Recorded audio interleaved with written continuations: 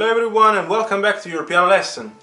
If you are here for the first time, I am Gianluca Fronda, pianist, composer, piano and composition teacher. If you want to discover interesting facts about me, you can watch the introduction video of the channel. I'm leaving the link below in the description, where you will find also the link for my artistic channel in case you are interested in original music and covers.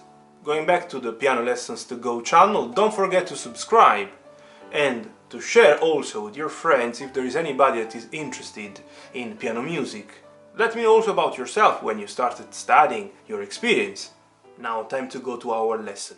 Today I want to play for you Greetings, the duet on page 45. It's 44 and 45. This is your part, and I'm using the laptop today because on my book it's not featured Greetings, something that I probably mentioned.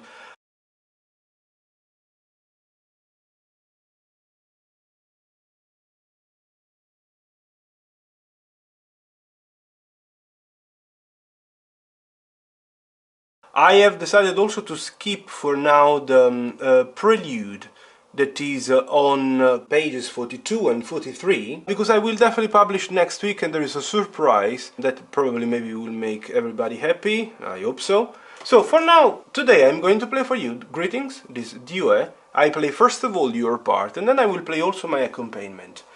It's not that complicated because obviously you can easily see that it moves from right to left, back to the right, left, like a snake. So only few points. So we have 1 bar and a half that is ends together, where we play anyways. By the way, before I proceed, did you notice which one is the clef that you have for the left hand? That you have at the beginning of the left hand stave? It is the treble clef. It means that both hands are playing in treble clef. Something that has been already done, you should know. So indeed I was saying, which one is this note in treble clef? It is the, so it's just above the middle C, isn't it? The middle C is this one, this is the D. And obviously this, being on the 4th line of the treble clef stave, is also the D. So we have D, played here, straight to the right of the middle C, and this D here. And then one more point, hands together, is this one where you hold down the F. We're in the first space of the treble clef stave. And you add on top the note on the 5th line that is also F. So you will have the F here, held, and you add the F on top. But the other notes are simple, not that complicated. Simply really focus. I understand that it's not that easy for you that anyway started straight on having bass clef here and treble clef here. Having now 2 treble clef in the past, we were used to start reading both hands in treble clef. Now it's just some method does it. Anyways, I'm playing first of all it at higher speed, then I will play at slower speed.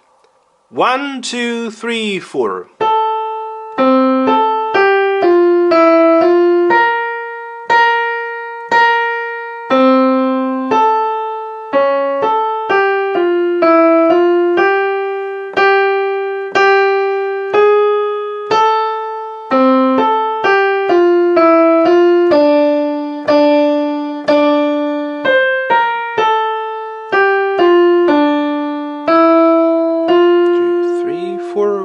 Stop.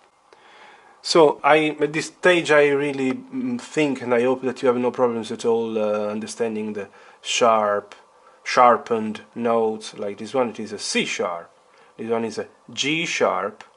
You have to simply be able to follow the notes, this fantastic river of notes. Elgar is a very famous composer. It's a fantastic composition, this one. I really like it. Now I'm going to play it very slow for you. 1, 2, 3, 4. 2,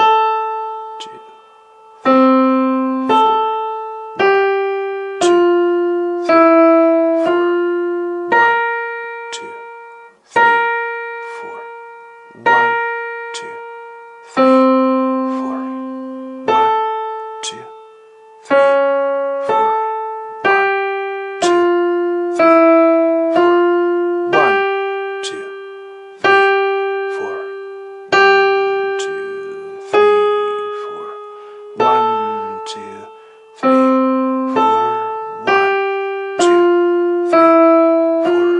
1,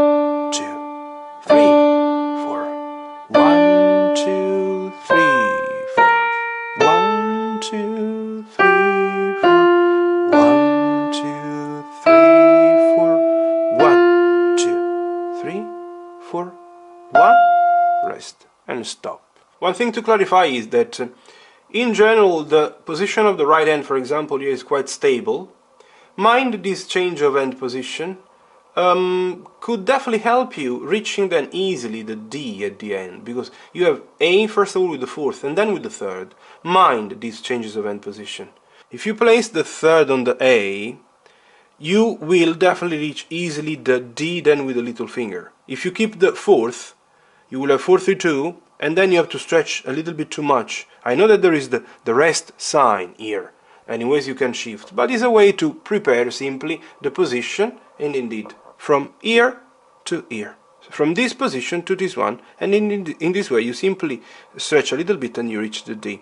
Yeah, there is just one more change of hand position that you have at the end, where you have to simply reach the F for the very last note. Also, the left hand doesn't have that many changes. You have to simply be able to stretch a little bit the third finger when you move from the fourth on the C sharp to the third on the E, in this way, so fourth on the C sharp, third on the E, but then it's all, let's say, in place, I should say.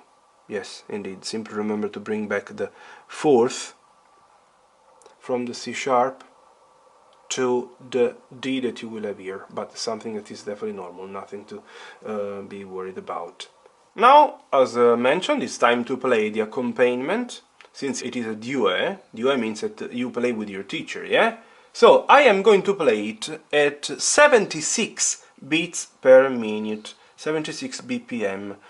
You won't see me playing it, because obviously you don't need, this is something that is not important for you. I'm going to play simply these notes, and when you will be ready, you will try to play with me. So I'm not playing at the speed of the first performance, that I play slightly faster, because I want you to get the energy of the piece, but when you will be ready, you will play with me at 76, if you will be able to play at 76.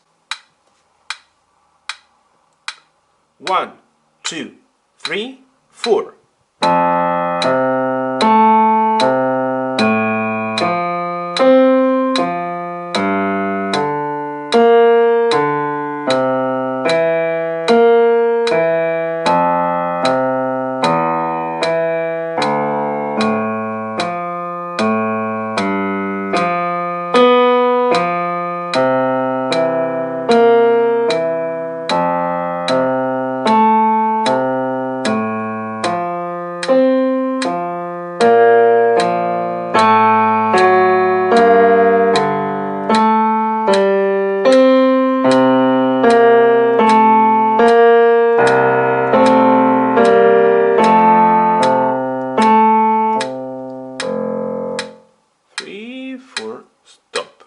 Here we are. Obviously, in case you want to play it slightly faster, or maybe if you can't play at 76 and you would need an extra video, feel free to ask. I will be happy to record at different speeds, either slightly slower or slightly faster, the accompaniment.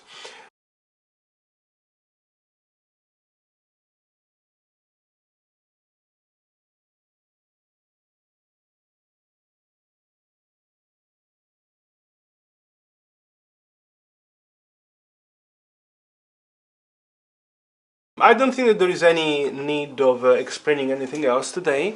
If you have any question, always feel free to comment to let me know, as many students are doing. I'm really glad that many people are appreciating my videos, my tutorials, that are finding useful, and that the channel is growing. If it's the first time that you're landing on this channel thanks to this video, don't forget to subscribe, and see you in the next one.